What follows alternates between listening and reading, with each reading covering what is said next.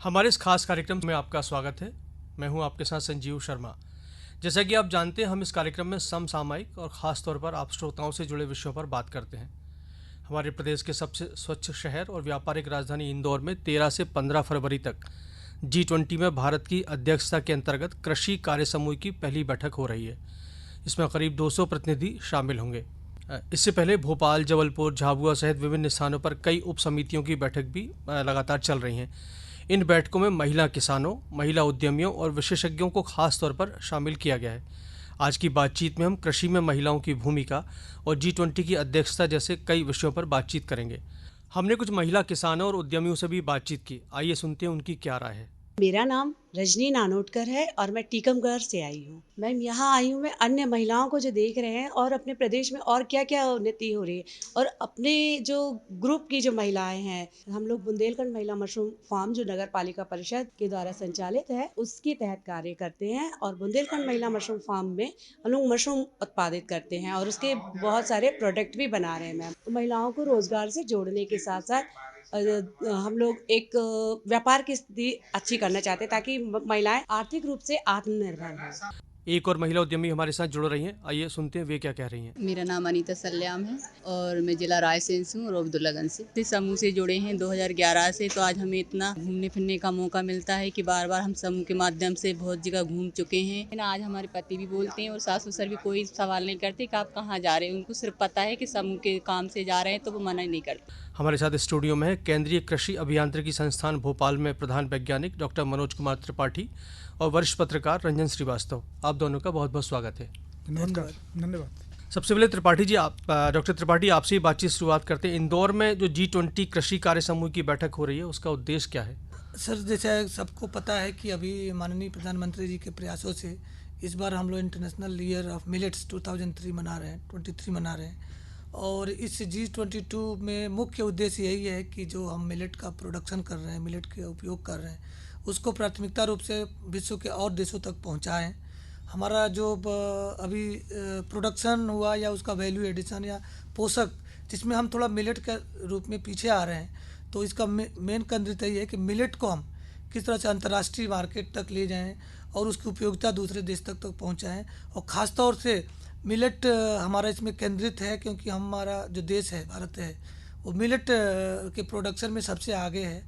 और मिलेट्स की अगर हम बात करें तो मिलेट्स सिर्फ हमारी न्यूट्रिशनल सिक्योरिटी की बात नहीं करता है, ये हमारी इकोनॉमिक को भी कंट्रोल कर सकता है, हमारी एक व्यवसाय को भी इस पे आधार बना सकते हैं। और हमारी जो विरासत मिली हुई है, जो पोषक तत्वों का एक खजाना है, उसको भी हम आगे बढ़ा सकते हैं। तो ये बहुत ही सराहनीय प्रयास है हमारे माननीय प्रधानमंत्री जी का कि इसको विश्व स्तर तक कई चरणों में ले जाएं, जिसमें G20 का बहुत उपयोगिता रहेगी। सर रंजन जी, जैसे कि अभी भोपाल में भी T20 की बैठक हुई थी, अब इसके बाद कृषि कार्य समूह की बैठक है, या इसके पहले हम लोगों ने प्रवासी भारतीय दिवस और इन्वेस्टर समिट जैसे आयोजन भी देखे। तो इस तरह के बड़े आयोजनों से प्रदेश के लिए कितने उपयोगी हैं? नहीं, बहुत बड़ी बात है। और ये मुझे नहीं लगता, मैं इतने सालों से यहाँ पे हूँ भोपाल में, इतने सारे इंटरनेशनल इवेंट एक साथ हो रहे हों। खासकर जब ये G20 का बैठक हुआ, प्रवासी भारतीय उसके पहले हुआ, उससे पहले, तो जो लगता है कि एक मध्य प्रदेश को शोकेस करने का जो पोटेंशियल मध्य प्रदेश में है, इन्वेस्टर्स के लिए या और लोगों के लिए, एक शोकेस करने का बहुत अच्छा मौका था और है भी और हुआ भी। तो इससे लगता है कि मध्य प्रदेश का नाम तो जाना पहचाना है, पूरे कंट्री के देश के हृदय स्थल में है। और ये जो इवेंट हुए, बहुत से ऐसे लोग थे पहली बार आए, उन्होंने जो खूबसूरती देखी मध्य प्रदेश की, तो उससे बहुत इम्प्रेस हुए वो। तो आने का पर्पज़ ये होता है कि एक इंटरेक्शन होता है, जब भी चीज़ें होती हैं आपस मिलते हैं, जुलते हैं, बातें आगे बढ़ती हैं। तो इस लिहाज से देखा जाए तो जो भी इंटरनेशनल इवेंट्स हुए, और G20 उसमें अभी भी है, कल इंदौर में भी अब अगला होने जा रहा है, तो मध्य प्रदेश को वर्ल्ड के फोरम पे लाने का बहुत अच्छा मौका है और मध्य प्रदेश इसमें आगे बढ़ भी रहा है। आगे आने वाले समय में इसका जो रिजल्ट मिलेगा, जाहिर है मध्य प्रदेश और इसकी जनता को मिलेगा, ऐसा मुझे लगता है। जैसा कि आपने बताया और हम सब जानते हैं कि G20 या ग्रुप ऑफ 20 एक अंतर सरकारी मंच है। यह समूह वैश्विक अर्थव्यवस्था से संबंधित प्रमुख मुद्दों जैसे अंतर्राष्ट्रीय वित्तीय स्थिरता, जलवायु परिवर्तन और सतत विकास जैसे मुद्दों पर काम करता है। जी। तो डॉक्टर त्रिपाठी, आपसे जानना चाहेंगे इस तरह के मुद्दों का आम लोगों के लिए क्या महत्व है? सर, हमारा देश कृषि प्रधान देश है और आम जनता अगर देखें तो ज़्यादातर आम जनता कृषि पर आधारित है। और ये जो G20 का उद्देश्य भी है कि वैश्विक स्तर पे हम अपने उन लोगों को या उस विरासत को आगे बढ़ाएं कि जो हमारी अपनी है। जैसे अब हम मिलेट्स की बात कर रहे हैं, मिलेट्स का नामी पोषक अनाज है और अभी इसको और भी अच्छे तरीके से हमारे एग्रीकल्चर मिनिस्टर जी ने इसको अन्नश्री के रूप में बदल दिया। अब कई समस्याएं हमारे पास है, अभी न्यूट्रिशनल सिक्योरिटी की प्रॉब्लम है, कार्बन एमिशन की प्रॉब्लम है, और भी सॉयल हेल्थ की प्रॉब्लम है, प्रोडक्शन की प्रॉब्लम है। तो ये जिसमें मुख्य तौर से ये मिलेट जो हम बात कर रहे हैं, कृषि की बात कर रहे हैं, एक ऐसा ये हमारा अनाज है जिसको अगर हमारी सॉयल में कम हेल्थ भी रहे, उसमें अगर न्यूट्रिशन की कमी भी रहे तो भी उग जाता है। टेम्परेचर का अगर ज़्यादा एडवर्स कंडीशन हो तो भी इसको उगा सकते हैं। और प्लस साथ साथ जो कार्बन एमिशन है सबसे कम इसके थ्रू होता है। और दूसरी चीज़, हम इसके महत्व को अगर देखें तो हमारे जो पूर्वज थे वो इस पे मोस्टली आधारित होते थे और दिन रात काम करते थे, उनको थकान नहीं होती थी क्योंकि इसकी हेल्थ वैल्यू है। और आज भी जो हमारे विकसित देश हैं जैसे यूएस है या और देश हैं, वो इसी पे जब इनकी इम्पोर्टेंस को, इनकी साइंटिफिक चीज़ को देखें तो उनको लगा है तो इसमें सारी चीज़ वो हैं और उसी को आजकल हम दवा के रूप में उपयोग करते हैं। लेकिन ये अनाज ऐसा है कि इसको अगर हम पोषक में प्रॉपरली यूज़ करें तो ये हमारे स्वास्थ्य प्लस एक बट नेचुरल अगर स्वास्थ्य में आता है और हम प्रोडक्शन करते हैं तो हमारी न्यूट्रिशनल सिक्योरिटी और इकोनॉमिक के इंडक्शन के लिए बहुत ज़्यादा होगा। तो सर, हमारे मानना है कि कृषि अगर आधारित हम मिलेट्स को अपना व्यवसाय करते हैं, क्योंकि एक व्यवसाय हमारा रहेगा, हमारी जो इन्वायरमेंट भी बची रहेगी। प्लस जो किसानों की एक दिक्कत है कि उसको बहुत ज़्यादा लागत लगाना पड़ता है, पूरे सॉइल के हेल्थ को ध्यान में रखना पड़ता है। तो ये सारी समस्याओं का समाधान हम इससे कर सकते हैं। और अल्टीमेटली हमारा चाहे कृषि हो चाहे साइंस हो, उसका अल्टीमेटली यही एम होता है कि एक आम आदमी का जो जीवन हो वो सुदृढ़ हो, चाहे वो स्वस्थ रहे, चाहे वो इकोनॉमिकली स्वस्थ रहे। तो इस वार्ता से या इस लक्ष्य से हम उस तरह के लक्ष्य को पा सकते हैं जो अभी G20 और कई माध्यम से कई मीटिंगों में हम लोग कर रहे हैं। अभी आपको सर ने अभी बताया कि इंटरनेशनल ईयर ऑफ मिलेट और G20 का ही एक अभी इंटरनेशनल साइंस फेयर हुआ था यहाँ पे, और हमें उसमें जाने का मौका भी मिला था और हम उसके भाग भी थे। उसमें जो स्टार्टअप हैं, जो छोटे छोटे स्टार्टअप हैं जो अभी अपना पढ़ाई लिखाई कर चुके हैं, उनकी स्किल्ड भी है, तो उसमें बिजनेस की बहुत ज़्यादा अपॉर्चुनिटीज़ है। तो ये G20 जो टारगेट हमारा है उसमें बहुत सहायक हो सकता है कि हम छोटे छोटे रोज़गार दे के उनको स्किल डेवलप करके या ट्रेनिंग करके या जो चीज़ अवेलेबल हमारे पास है उसको दिखा करके जागरूक बनाएं। और ये हमारे अगर इस टारगेट को हम ध्यान में रखते हैं तो बिल्कुल ये हमारे कृषि नहीं, हमारी और भी समस्याओं को समाधान में इसका बहुत ही बहुमूल्य रूप यूज होने वाला है सर। बिल्कुल, आपने सही कहा कि ये सारे विषय जो हैं आम लोगों से जुड़े हैं और इनका फ़ायदा निश्चित तौर पे आम लोगों तक ही पहुंचेगा। हम अपने श्रोताओं की जानकारी के लिए बताना चाहेंगे कि G20 के सदस्य देशों में अर्जेंटीना, ऑस्ट्रेलिया, ब्राज़ील, कनाडा, चीन, France, Germany, Bharat, Indonesia, Italy, Japan, Korea, Mexico, रूस, सऊदी अरब, दक्षिण अफ्रीका, तुर्की, यूनाइटेड किंगडम, संयुक्त राज्य अमेरिका और यूरोपीय संघ के देश शामिल हैं। और ये भी कहा जाता है कि G20 सदस्य वैश्विक सकल घरेलू उत्पाद के लगभग 85% और वैश्विक व्यापार के 75% से अधिक के बराबर है। और जनसंख्या के लिहाज से देखें तो 2/3 जनसंख्या का वो प्रतिनिधित्व करते हैं। तो इतने अहम संगठन की अध्यक्षता हमारे देश के लिए क्या माने? रंजन जी, आप क्या कहना चाहेंगे? देखिए, बहुत ही इम्पॉर्टेंट है संजीव जी।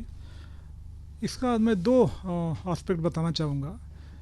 एक तो कोविड के बाद देखिए, जब ये G20 बना था तो उसका जो फाउंडेशन था वो थी एशियन रीजन में एक जो फाइनेंशियल अनसर्टेनिटी था उसको लेके बना था। इशू था फाइनेंस और स्टेबिलिटी को लेकर के। लेकिन धीरे धीरे इसका जैसे फलक बढ़ा, आगे बढ़ा, तो अब उसमें हेड ऑफ स्टेट आ गए और फाइनेंस अपनी जगह, इकोनॉमी अपनी जगह पे है, इकोनॉमिक जो स्टेबिलिटी अपनी जगह पे है, उसमें एग्रीकल्चर भी है, क्लाइमेट चेंज भी है, इन्वायरमेंट भी है, इवन तक एंटी करप्शन भी है, बहुत सारे इशूज इसमें आ गए। तो बहुत बड़े एरिया को कवर करता है। और कोविड के बाद और देखा जाए इकोनॉमी को लेके जो फोरम बना था कोविड में जो सबसे ज़्यादा अफेक्टेड कोई चीज़ इकनॉमी रही है, चाहे कंट्री हो चाहे वर्ल्ड हो, वर्ल्ड लेवल पे हुआ है। तो इसका इम्पोर्टेंस इसलिए बढ़ गया है G20 का। और ये जैसे आपने खुद बताया कि 2/3 पॉपुलेशन को कवर करता है। 85% उसका 85% इसका सकल घरेलू सकल घरेलू उत्पाद है और 75% कंट्रीज उसमें है। और उसमें वर्ल्ड पावर जो है, रसिया हो, अमेरिका हो, यूरोपियन कंट्रीज हो, तो वर्ल्ड पावर, तो मुझे G20 नाम भले हो, ये वर्ल्ड फोरम है, बहुत बड़ा वर्ल्ड फोरम देखा जाए। तो एक तो मैंने बताया कि कोविड के बाद इसका होना जो इकोनॉमिक बहुत बड़ा इशू है। और दूसरी बात है कि जब भारत अमृतकाल मना रहा है, जो हम लोग लास्ट ईयर 15 अगस्त को 75वां स्वतंत्रता दिवस मना रहे थे, 25 साल का जो हमारा विजन चल रहा है अमृतकाल से कोइंसाइड कर रहा है। तो जब दोनों आगे चल रहे हैं तो G20 का जो मिशन है नंबर 1, और नंबर 2 जो अमृतकाल का जो कॉन्सेप्ट है हमारे प्रधानमंत्री का और देश का, ये दोनों साथ चल रहे हैं। थर्ड जो है, जो थीम है वसुधैव कुटुंबकम का, जो हमारे सदियों से हमारे देश का जो एक थीम रहा है, वन प्लेनेट, जितने लोग हैं, ना केवल मनुष्य, पशु पक्षी, जीव जंतु, पेड़ पहाड़ पौधे, सब एक इकोसिस्टम के पार्ट हैं। ये थीम हमारा हमें शुरू से रहा है। G20 के भी इस भारत के आने से ये थीम आ गया और पूरे विश्व को ज़रूरत है। इस बार बार भारत कहता रहा है कि वसुधैव कुटुंबकम लेकर चलिए। जब ये जो थीम वसुधैव कुटुंबकम भी रहेगी, इस थीम से हम आगे बढ़ेंगे तो ना तो कॉन्फ्लिक्ट होगा, ना युद्ध होगा, ना और समस्याएं आएंगी। तो इस समय जब भारत उसकी अध्यक्षता कर रहा है तो लगता है कि इन सब चीज़ों को देखते बहुत ही महत्वपूर्ण है और एक बहुत बड़ा मैसेज पूरे विश्व को जाएगा इसके बाद, G20 के बाद, मीटिंग के बाद। बिल्कुल, आपने ठीक कहा कि भारत अमृतकाल में प्रवेश कर चुका है और एक तरह से अमृतकाल का पहला बड़ा आयोजन है मध्य प्रदेश के लिहाज से भी देखें तो। अमृतकाल में महिलाओं की भूमिका बढ़ाने की भी लगातार बातचीत चल रही है और खासकर कृषि के क्षेत्र में महिलाओं को जोड़ने के लिए सरकार, गैर सरकार के स्तर पर काफ़ी सारे प्रयास हो रहे हैं। तो डॉक्टर त्रिपाठी, आपसे जानना चाहेंगे कृषि में महिलाओं की भागीदारी बढ़ाने के लिए अभी किस तरह के प्रयास किए जा रहे हैं? सर, अभी अगर हम आज की बात करें तो हमारी महिलाएं कदम से कदम मिला के चल रही है। और अभी जो हमारा G20 का उद्देश्य भी है कि महिला सशक्तिकरण। कृषि में सर महिलाओं का बहुत महत्वपूर्ण उपयोगिता है, भूमिका है। अगर देखें तो अभी हमारी शुरुआत सुबह से जो होती है और शाम तक, इसमें कई ऐसी चीज़ें होती हैं जो हमारी डायरेक्टली महिलाएं करती हैं। अगर हम महिला को ही अपना रोजगार से लेके, न्यूट्रिशन से लेके, पोषण का अगर आधार बनाएं तो हमारे लिए महिलाएं बहुत ही उपयोगी साबित हो सकती है। अभी भारत सरकार ने कई ऐसी योजनाएं की हैं, इसमें डायरेक्टली हम महिलाओं को इन्वॉल्व कर रहे हैं। अभी आज के समय में सर 8-9 तारीख को हमारे यहाँ एक महिला सशक्तिकरण पे इंटरनेशनल ईयर ऑफ मिलेट्स में महिलाओं की क्या भूमिका है उस पर एक वर्कशॉप भी चल रहा है। और महिलाओं की उपयोगिता ये है कि सर कुछ ऐसे काम है, अभी ऐसी कोई डिस्ट्रीब्यूशन नहीं है कि ये महिलाएं कर सकती हैं या पुरुष कर सकती है। बस ये है कि हमें अपनी विचारधारा बदलनी है, अपना वो बदलना है। अभी कृषि में महिलाओं के लिए हम लोगों ने, हमारे संस्थान ने कई ऐसे यंत्र विकसित किए हैं जो महिलाओं के लिए बहुत सूटेबल है। छोटे छोटे यंत्र हैं, बड़े बड़े यंत्र हैं, और कई ऐसे परियोजनाओं पे हम लोग काम भी कर रहे हैं जो हम गांव में जाके महिलाओं को प्रशिक्षित भी कर रहे हैं। चाहे वो खेती का काम हो, खेती में चाहे उसको अन्न उगाना हो, या उगाने के बाद उसका प्रसंस्करण करना हो, या प्रसंस्करण करने के बाद कुछ वैल्यू एडेड उपयोगी पदार्थ बनाना हो, तो इस सारी की हम प्रशिक्षण दे भी रहे हैं। और कई महिलाएं अभी जो 2 दिन का हमारा वर्कशॉप चल रहा है, काफ़ी महिलाएं अपना समूह बना के काम कर रही हैं और खुद ही सोयाबीन हुआ या मिलेट्स हुआ या और भी अनाज को वो किसी न किसी माध्यम से मार्केट तक पहुंचाने का काम कर रही हैं, जिसमें कटाई के बाद का सर जैसे जो काम होता है कि उसकी सफाई करना, और थोड़े बहुत उनको हम ट्रेनिंग दे रहे हैं तो वो उसका प्रसंस्करण भी कर रही हैं। कुछ महिलाएं तो ऐसी भी हैं उसमें शामिल हैं जो उसका फूड प्रोडक्ट भी बना रही हैं और छोटे छोटे ग्रुप में उसको शामिल भी कर रही हैं। तो सर महिलाएं, चाहे हमारा यंत्रीकरण हो या प्रसंस्करण हो, या अगर नेतृत्व की भी हम बात करें तो कृषि में हमने अभी देखा है कि कई सेल्फ NGO ग्रुप है जो महिलाएं खुद लीड कर रही हैं। और अभी हम कोई कार्यक्रम रखते हैं, कार्यक्रम तो रखते हैं, उसके पहले उनकी क्वेरी आ जाती है कि हमारी महिलाएं कितना शामिल हो। और सर हर ट्रेनिंग में हम लोग अभी देख रहे हैं, चाहे वो किसान के रूप में हो या उद्यमी के रूप में हो, महिलाएं बहुत बढ़ चढ़ के काम कर रही हैं।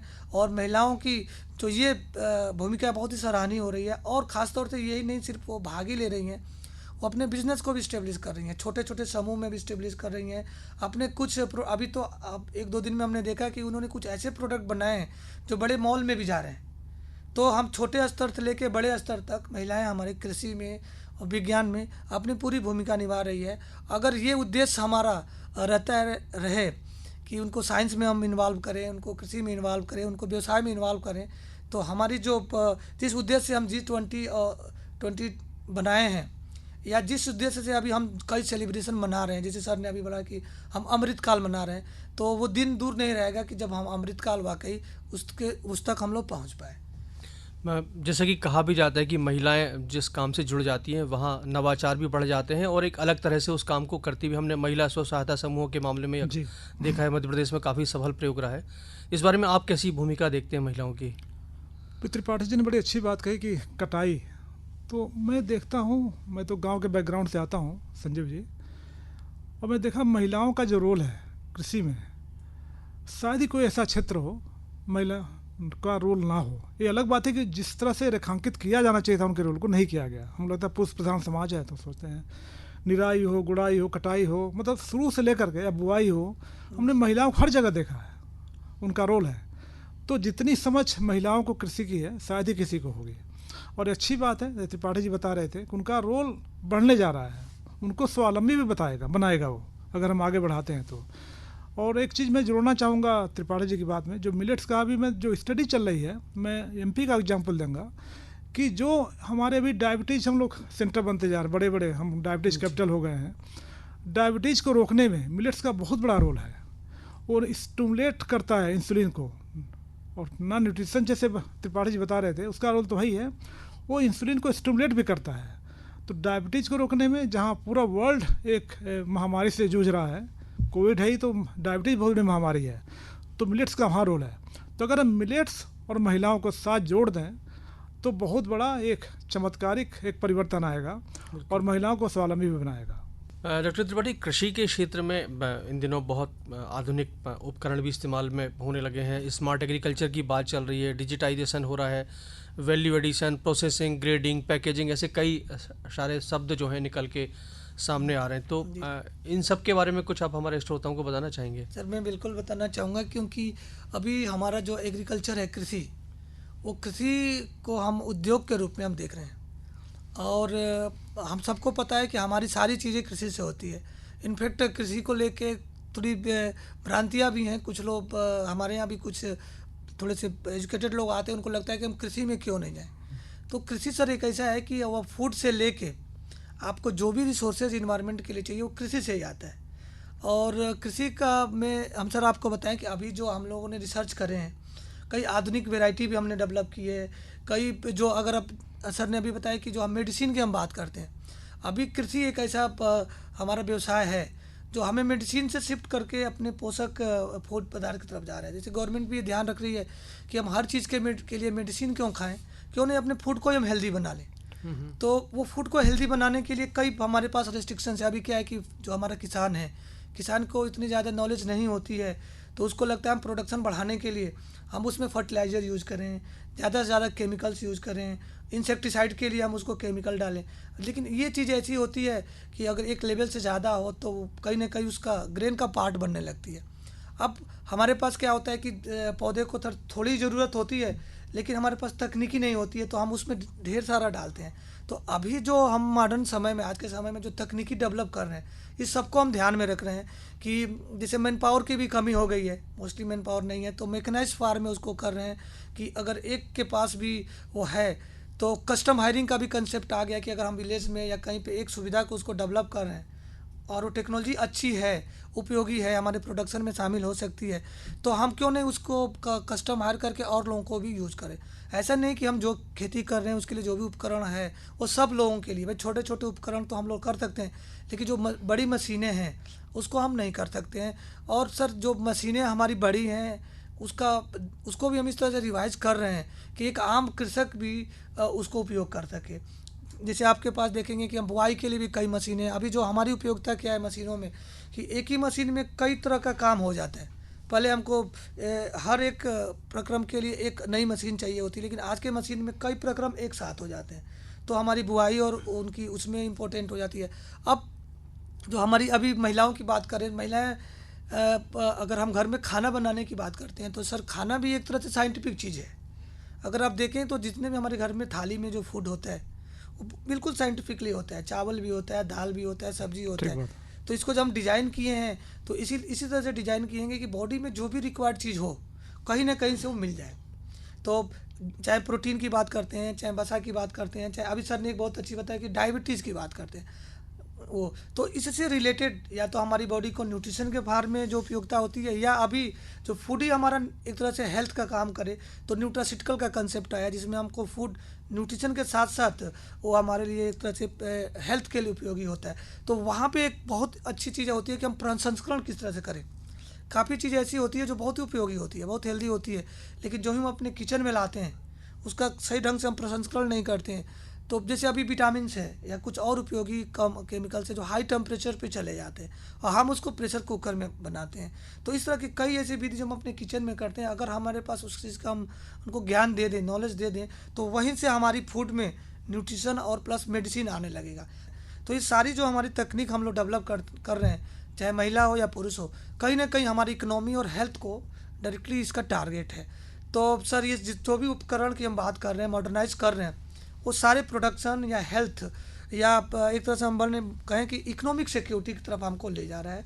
और एक शुभ संकेत है कि हम कई अलग अलग तरह के कई अलग अलग प्रक्रम के लिए अलग अलग हम एडवांस मशीन को अभी डेवलप कर रहे हैं सर।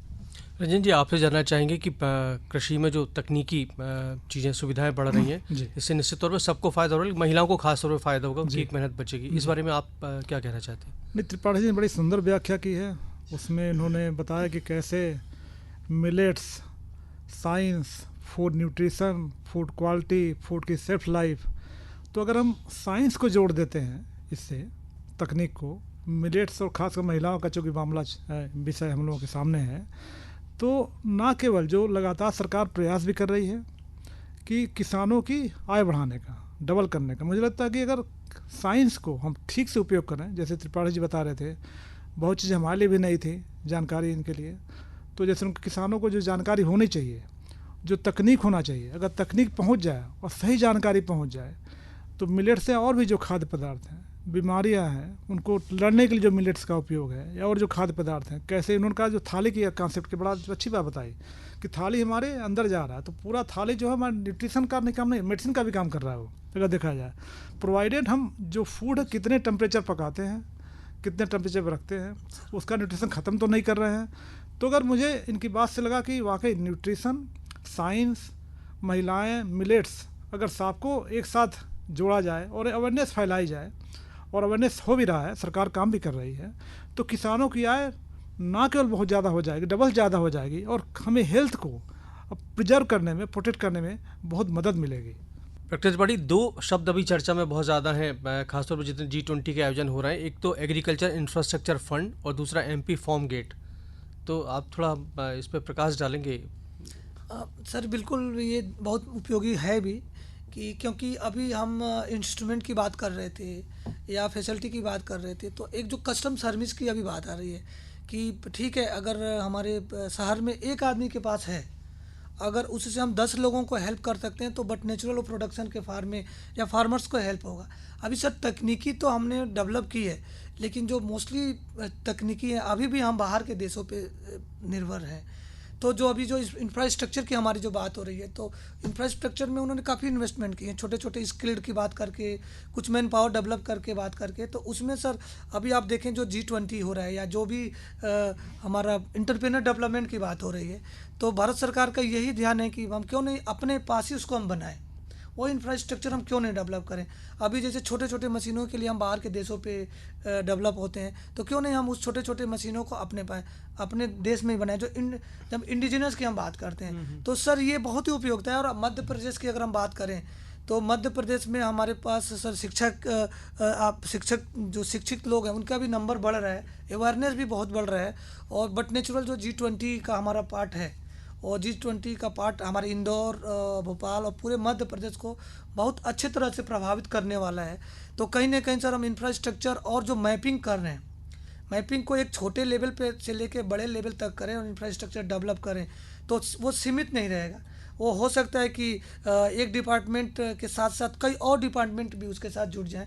तो इसलिए इंफ्रास्ट्रक्चर बहुत ज़रूरत है। और इंफ्रास्ट्रक्चर में भी अभी क्या सर सबसे इम्पोर्टेंट है कि जैसे अभी नई एजुकेशन पॉलिसी ने गवर्नमेंट ने करा है, उसमें भी हम इंटरलिंक्ड हो रहे हैं कि अगर हम मान लीजिए बुआई पे काम करते हैं, वो जुताई पे काम करते हैं, आप प्रोडक्ट डेवलपमेंट पे काम करते हैं, कोई स्टोरेज पे काम करते हैं, तो बेटर अगर हम कोई सब लोग एक साथ मिल करके एक प्रोजेक्ट पे काम करें तो फाइनल जो हमारा आउटपुट आएगा वो बहुत ही अच्छे तरह से आएगा।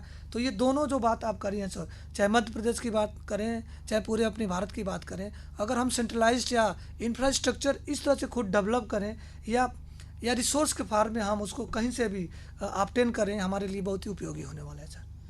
रंजन जी, मध्य प्रदेश में अब निर्यात पे भी खास तौर पे ध्यान सरकार दे रही है। अभी तक यहीं तक सीमित है, जैसे एक जुलाई को उत्पाद की जैसी बातें भी आई हैं जी। और G20 जैसे आयोजन से उम्मीद की जा रही है कि अंतर्राष्ट्रीय बाजार तक भी हमारे उत्पाद पहुंचेंगे। जैसे कि शायद आपको पता भी होगा कि जो हमारे मेहमान आ रहे हैं उनको उपहार के तौर पे इसी तरह के देशी जो उत्पाद हैं वही सरकार भेंट कर रही। तो इससे किस तरह के फ़ायदे आगे चल के मिल सकते हैं? देखिए, जो state government already one district one product पर काम कर रही थी। जो ट्राइबल एरिया है, नॉन ट्राइबल एरिया है, जैसे झाबुआ में कल एक मीटिंग हुई है एक साइंस सेंटर में जो हुई है, उससे महिलाएं थी बेसिकली उसमें। अभी भी जो ये माना जाता है कि जो ट्राइबल एरिया है उसमें बहुत से ऐसे मेडिसिन्स हैं जिनके बारे में नॉलेज उन्हीं को है और उनके सदियों से है उनके पास नॉलेज। तो उस नॉलेज को प्रिजर्व करना, आगे बढ़ाना और कृषि क्षेत्र में उसको इंटीग्रेट करना अगर होता है, उनकी इनकम बढ़ेगी और जो रेस्ट ऑफ वर्ल्ड है ट्राइबल एरिया के बाहर, उनको उससे फ़ायदा मिलेगा। एक बात हो गई। दूसरा, जो डिफरेंट मध्य प्रदेश में कई रीजन्स हैं, मालवा भी है, महाकोशल भी है, विंध्य भी है, तो तरह तरह की जलवायु यहाँ पे है। तो उसी तरीके से यहाँ पे जो फूड है उनका भी प्रोडक्शन भी होता है। तो अगर उसको हम टोटलिटी में देखें, डिफरेंट रीजन्स हैं, डिफरेंट क्लाइमेट है, लेकिन डिफरेंट तरीके से हमें फूड पैटर्न मिलता है और डिफरेंट फूड मिलता है, फूड ग्रेन्स भी मिलते हैं। तो अगर सब लेके चले हैं मध्य प्रदेश को। और तीसरी बात है कि G20 के होने से ये जो विषय आ रहे हैं, चाहे इकोनॉमी का हो, चाहे सस्टेनेबल डेवलपमेंट का हो, चाहे रिस्पॉन्सिबल हमारा जो तरीका है डेवलपमेंट करने का वो हो, एग्रीकल्चर का है और महिलाओं का रोल है, ये सब हमें अवेयर कर रहा है, अवेयर करने में मदद कर रहा है। तो जाहिर है हमारा जो अप्रोच होगा, जैसे त्रिपाठी जी ने फूड प्रोसेसिंग की बात की, सरकार काम भी कर रही है कि वही गेहूँ जो आपको सरबती गेहूँ है, विश्व प्रसिद्ध हमारा है सरबती गेहूँ, बाहर जाता है। अब तो उसका GI टैग भी हो गया है देखा जाए तो, और भी कई चीज़ें सरकार कोशिश कर रही है GI टैग लाने की। तो जो हमारे प्रोडक्ट्स हैं बाहर ऑलरेडी उनकी लोग जानते हैं उसके बारे में, एक उसको फोरम प्रदान करना है। तो वन डिस्ट्रिक्ट वन प्रोडक्ट के माध्यम से जो डिफरेंट रीजन्स हैं उनके प्रोडक्ट को आगे ले आना, फूड प्रोसेसिंग करना और फिर उसको निर्यात करना। तो जाहिर जब वर्ल्ड यहाँ पे आ रहा है, वर्ल्ड फोरम के लोग आ रहे हैं, तो मध्य प्रदेश से परिचित हो रहे हैं, तो हमारे इकनॉमी को बूस्ट करने में और ख़ासकर एक्सपोर्ट के माध्यम से ये बहुत बड़ा एक संयोग है जो मध्य प्रदेश लेने जा रहा है। तो मुझे लगता है कि बहुत अच्छा टाइम है मध्य प्रदेश को आगे छलांग मारने में ये G20 के माध्यम से। आज के इस कार्यक्रम में हमने कृषि में महिलाओं की भूमिका, G20 में कृषि जैसे विषयों को मिलते महत्व और कृषि के क्षेत्र में हो रहे नवाचारों जैसे तमाम विषयों पर बात की। आज इस कार्यक्रम में बस इतना ही। नए अंक में फिर किसी नए विषय के